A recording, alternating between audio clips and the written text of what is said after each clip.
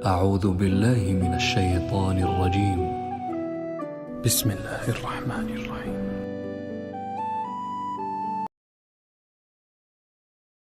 کلما دخل علیہا زکریا المحراب، جب کبھی بھی زکریا علیہ السلام محراب میں داخل ہوتے، یعنی وہ ایک محراب نما حجرہ بنا تھا جہاں حضرت مریم عبادت کرتی تھی، تو ان کے ٹیچر کے طور پر یہ خالو بھی لگتے تھے اور ایج ڈیفرنس بھی بہت زیادہ تھا اور پیغمبر بھی۔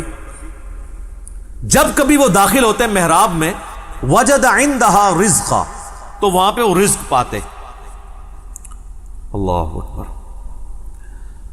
وہ رزق ایک غیر معمولی رزق، یہ نہیں ہے کہ کوئی آ کے نذرانہ چڑھا کے چلا جاتا تھا، ورنہ تو حضرت زکریا کو پتا ہوتا کہ یار یہ تو فلاں دے گیا ہے۔ بے موسمی پھل بھی ہوتے، موسم والے بھی، بڑے زبردست قسم کا فروٹ جو لگتا نہیں تھا کہ وہ قریب سے آ سکتا ہے۔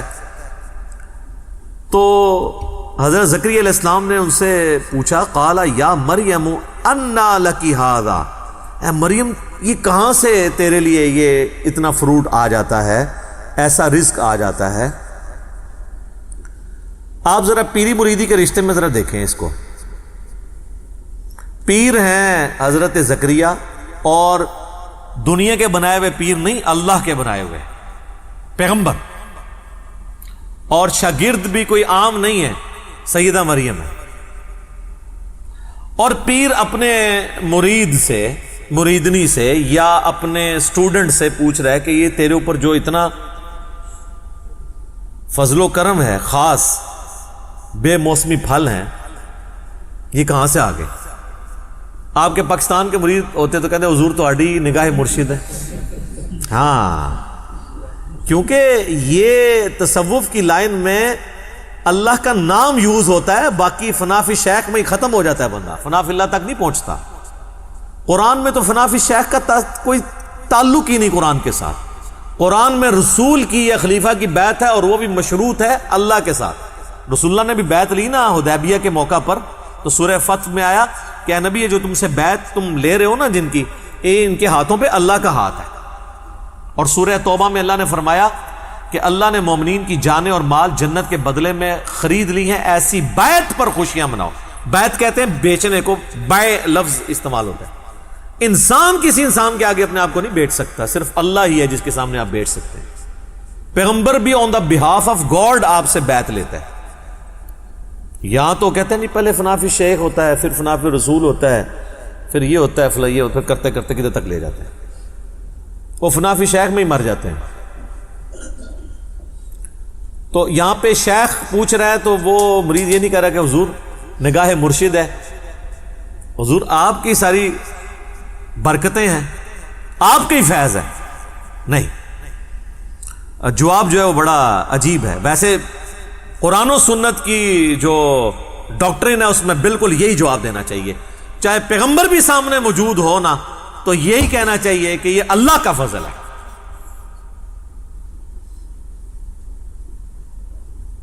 قالت ہوا من عند اللہ، وہ کہنے لگی اللہ کی طرف سے۔ اللہ اکبر۔ ان اللہ یرزق من یشاء بغیر حساب، بے شک اللہ جسے چاہتا ہے بغیر حساب و کتاب کے رزق عطا فرما دیتا ہے۔ اب یہاں تو ہونا چاہیے تھا بھی تجھے بات کرنے کی تمیز نہیں ہے، میں نہیں اللہ کو مانتا، تو مجھے بتا رہی ہے کہ اللہ کی طرف سے، اللہ کی طرف ہی آتا ہے سارا کچھ، اللہ ہی کرتا ہے، پر کوئی ساڈا بھی وچ نظر ہے نا، فیض ہے نا، ساڈے ہی صدقے تسی کھا رہے ہو نا، صدقے صدقے سب انڈیا پاکستان بنگلہ دیش دی بیماریاں نے۔ قرآن میں یہ چیز نہیں ہے۔ قرآن بالکل واضح ہے اپنے عقائد اور نظریات کے اندر، اور نبی علیہ السلام کی اگر زندگی آپ دیکھیں تو وہ تو آپ کو اس معاملے میں بہت سینسٹیوٹی کا لیول نظر آئے گا۔ صحیح مسلم میں حدیث ہے، کتاب الجمعہ چیپٹر میں، جمعے والے چیپٹر میں، نبی علیہ السلام کے سامنے ایک صحابی نے خطبہ دیتے ہوئے کہا، من یطع اللہ ورسولہ فقد رشد، جو کوئی اللہ اور اس کے رسول کی اطاعت کرے وہ کامیاب ہو گیا، ومن یعصہما فقد غوی، اور جس نے ان دونوں کی نافرمانی کی وہ گمراہ ہو گیا۔ میرے بھائیو، اس جملے میں نہ تو کوئی لٹریچر کی خرابی ہے، نہ یہ آؤٹ آف کانٹیکسٹ ہے، کیونکہ بات اس سے سٹارٹ ہوئی ہے جو اللہ اور اس کے رسول کی اطاعت کرے وہ کامیاب ہو گیا، جو ان دونوں کی نافرمانی کرے وہ ناکام ہو گیا۔ کوئی خرابی اس میں نہیں ہے لٹریچر کی. لیکن نبی علیہ السلام کو اتنا غصہ آیا, آپ فرمایا بئس الخطیب وانت, کتنا برا خطیب ہے ہو تو. اور پھر آپ نے یعنی اس کو ایک تو غصہ نکالا, وَإِنَّكَ لَعَلَىٰ خُلُقٍ عَظِيمٍ, لیکن امام الموحدین بھی ہیں. یہ ڈانٹا ہے تو ڈانٹا ہے, اس کے باوجود اتنا لوگ جو ہے شرک کی طرف جا رہے ہیں. نہ ڈانٹا ہوتا تو کیا کر رہے ہوتے. آپ فرمایا تم کہو مَن يَعْصِ اللَّهَ وَرَسُولَهُ فَقَدْ غَوَىٰ, جو اللہ اور اس کے رسول کی نافرمانی کرے وہ گمراہ ہوا. تم نے یہ کیوں کہا کہ ان دونوں کی کرے؟ وہ آگے سے کہہ سکتا تھا یا رسول اللہ میں نے کوئی آپ کو اللہ مان کے تو نہیں کیا, میں آپ کو اللہ کا بندہ ہی سمجھتا ہوں, آپ کو میں غیر مستقل بذات سمجھتا ہوں. عطائی ہے وہی کہانی ہے جو تمہیں کرائی جاتی ہیں, جو اسی بھی کرا دے رہے ہیں اپنے کسی زمانے میں. اس زمانے میں یہ کہانیاں نہیں تھی. آپ نے کیٹاگوریکلی فرمایا کہ تو کہہ اللہ اور اس کے رسول کی نافرمانی, یہ نہ کہ ان دونوں کی. حالانکہ وہ کوئی غلط نہیں تھا, پہلے وہ کہہ چکا تھا اللہ اور اس کا رسول, سٹارٹ سے ہی دونوں کہتا پھر تو غلط ہوتا. لیکن نبی علیہ السلام نے احتیاط کا یہ پہلو رکھا. اور ابو داؤد میں اس کا ایک طریقہ ہے, اس میں آگے الفاظ ہیں, آپ نے فرمایا قم اذهب, اٹھ اور ادھر سے نکل. اتنا غصہ. حالانکہ آپ کے اخلاقیات اس چیز کے متقاضی تھے کہ آپ اس طریقے سے ایٹیچیوڈ نہ کرتے, لیکن توحید کا مسئلہ سینسٹیو ہے. آپ ذرا سے بھی ڈھیلے پڑتے نا, امت نے کم چک کے رکھنا سی. وہ اتنا چکے ہے, صحیح بخاری میں حدیث ہے, دیکھنا میری شان کو اس طرح بلند نہ کرنا جس طرح نصارہ نے عیسیٰ ابن مریم کو بڑھا کے ڈیونٹی میں کلیم کر دیا, پھر بھی قوم باز نہیں آتی. کیا زمین و آسمان کی کلابیں ملاتی ہے. میں مفتی منیب الرحمان صاحب کے پاس بیٹھا ہوا تھا, 22 مارچ 2007 کی بات ہے, آلموسٹ 13 سال پہلے. تو مجھ سے فرمانے لگے کہ میں تو نعت خانوں کی مجلس میں جانا اب چھوڑ گیا ہوں, یہ شرکیاں نعتیں پڑھتے ہیں. میں حیران ہو گیا, جی مفتی منیب صاحب کہہ رہے ہیں شرکیاں پڑھتے ہیں. وہ کیڑا اتنا وڈا شرک ہے, ایڈا موٹا گاڑا شرک جڑا مفتی صاحب کو نظر آ رہا ہے. تو کہتے ہیں یہ دیکھو نا, یہ پڑھتے ہیں خدا کا پکڑا چھڑائے محمد, محمد کا پکڑا چھڑا کوئی نہیں سکتا. تو ان کو شرم نہیں آتی ہے, یہ شان الوہیت اور شان رسالت کا مقابلہ کرواتے ہیں. الفاظ دیکھیں,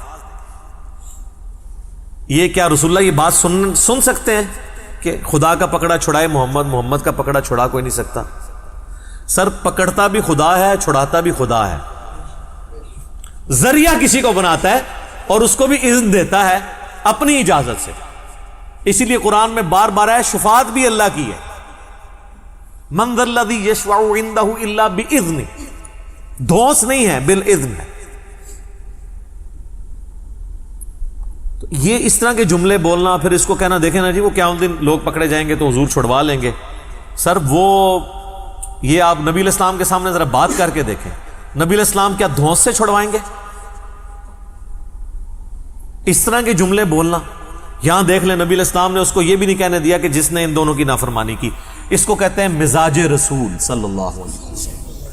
اس سے بھی اگلا ورژن لے لیں, مسند امام احمد میں حدیث ہے, نبی علیہ السلام سے ایک صحابی نے عرض کی یا رسول اللہ ما شاء اللہ و شئت, اے اللہ کے رسول جو اللہ چاہے اور جو آپ چاہیں. ہمارے تو جناب بسوں کے پیچھے لکھا ہوتا ہے اللہ نبی وارث. تو نبی علیہ السلام فرمایا اجعلتنی للہ ندا, کیا تو نے مجھے اللہ کے مقابلے پہ ند بنا دیا, کھڑا کر دیا. قل بل ما شاء اللہ وحدہ, بلکہ کہہ جو اکیلا اللہ چاہے. وہ آگے کہہ سکتا تھا یا رسول اللہ میں آپ کو اللہ تو نہیں مانتا, اور ظاہر کو صحابی تو حضور کو اللہ نہیں مانتا ہوگا. یا رسول اللہ میں نے یہ کہا کہ اللہ کی مرضی سے ہی آپ بھی چاہ کے وہ جڑی ایڈی لمبی ایکویشن بنا دینا نا. اس زمانے سے کہانیاں نہیں سن پائی, بالکل 24 کیرٹ سونا تھا. اچھا کتابوں میں آج بھی ہے. میں ایک بریلوی عالم کے پاس بیٹھا ہوا ہے, ہمارے جیلم کی 3 مسجدوں میں وہ جمعہ پڑھاتے ہیں, یعنی 3 جگہ تقریر کرتے ہیں, ایک جگہ جماعت کراتے ہیں. اتنا ان کو شوق ہے دین کی خدمت کرنے کا, لیکن تنخواہ بھی لیتے ہیں تینوں جگہ سے. تو ان کے سامنے بیٹھا تو میں نے ان کو یہ حدیث بیان کرنی شروع کی نا, ابھی میں صرف ادھر پہنچا نا اجعلتنی للہ ندا, کہتے ہیں جی مرزا صاحب آپ نے کیا سمجھا اس کو؟ میں نے کہا جی آپ سمجھائیں. وہ کہتے ہیں اصل میں حضور پوچھ رہے تھے دیکھو مجھے تم نے اللہ تو نہیں بنا لیا نا کہیں, یعنی اگر اللہ نہیں بنایا پھر یہ کہہ سکتے ہو ماشاء اللہ ہوا شئتا, جو اللہ چاہے جو اس کا رسول چاہے. میں کہ سر اگے سنتے لو, اگے الفاظ نے قل بل ماشاء اللہ وحدہ, بلکہ کیا اکیلا جو اللہ چاہے. تو حدیث نے اپنی حفاظت کر دی. حضور یہ نہیں پوچھ رہے تھے کہ بھئی اگر اللہ بن کے کر رہے ہو تو نہ کہا کرو, اگر مجھے مخلوق سمجھ کے کہہ رہے ہو تو پھر کہہ دیا کرو کہ جو اللہ کی مرضی اور جو اس کے رسول کی مرضی. لیکن ایک ایکسیپشن ہے یہاں پہ, جب دین کا مسئلہ کوئی آئے گا نا تو ہم یہی کہیں گے اللہ اور اس کا رسول بہتر جانتے ہیں, کیونکہ دین کون سکھاتا ہے؟ پیغمبر. لیکن جو تکوینی امور ہیں, جو تقدیر سے تعلق رکھتے ہیں, وہ اللہ کے ساتھ خاص ہے. صحابہ کرام جس معاملے میں دین کے کوئی بات نہیں سمجھ آتی تھی کہتے تھے اللہ اور اس کا رسول بہتر جانتے ہیں, واللہ ورسولہ اعلم, کیونکہ دین تو رسول اللہ نے سکھانا ہے نا. بخاری و مسلم دونوں میں حدیث ہے, اللہ تعالیٰ جس کے ساتھ بھلائی کا ارادہ فرماتا ہے اسے دین کی فقہ عطا فرما دیتا ہے, سمجھ بوجھ, اور دیتا اللہ ہے, میں تو صرف تقسیم کرتا ہوں. نبی علیہ السلام نے کہا یہ جو دین بھی میں سکھا رہا ہوں نا, یہ میں اپنی کوئی بات نہیں سکھا رہا, اللہ مجھے دیتا ہے. وما ينطق عن الهوى ان هو الا وحی یوحى. اسی کو پکڑ کے پھر والا حضرت نے شعر کہہ دیا نا, رب ہے معطی یہ ہے قاسم, رزق اس کا ہے کھلاتے یہ ہیں. وہ کہتے ہیں یہ رزق بھی رسول اللہ ہی تقسیم کر رہے ہیں, حالانکہ اس میں علم دین کی بات ہوئی تھی. آدھی بات پکڑ لی, اور وہ آپ دیکھیں حدیث بھی آدھی لکھی ہوتی ہے, واللہ معطی وانا قاسم, پیچھے بھی کچھ الفاظ نے, اور اس میں امام بخاری نے باب باندھا ہے کہ اللہ تعالیٰ جس کے ساتھ بھلائی کا ارادہ فرماتا ہے اسے دین کی سمجھ بوجھ عطا فرما دیتا ہے. یہ دین کے معاملے میں ہے. باقی معاملات میں آپ یہ نہیں کہہ سکتے جو اللہ چاہے اور جو اس کا رسول چاہے, نہیں, جو اللہ چاہے. اس لیے دیکھیں ہماری ٹریڈیشن میں بھی اللہ کا شکر ہے یہی چیزیں ہیں. ہم کسی چیز کو بھی نظر سے بچانے کے لیے کیا کہتے ہیں؟ ماشاء اللہ. کسی نے آج تک کہا ماشاء اللہ و رسول؟ مستقبل کے لیے ارادہ کرتے ہیں تو ہم کیا کہتے ہیں؟ انشاءاللہ. کسی نے کہا کبھی انشاءاللہ و رسول؟ ٹریڈیشن میں, کتابوں میں ہر چیز اپنی جگہ صحیح فٹ ہوئی ہوئی ہے. ہاں باقی پھر جب اس میں خرابیاں آنا شروع ہوتی ہیں تو پھر آپ دیکھیں اس میں تو پھر وہ پیر کو بھی بیچ میں ڈال لیتے ہیں.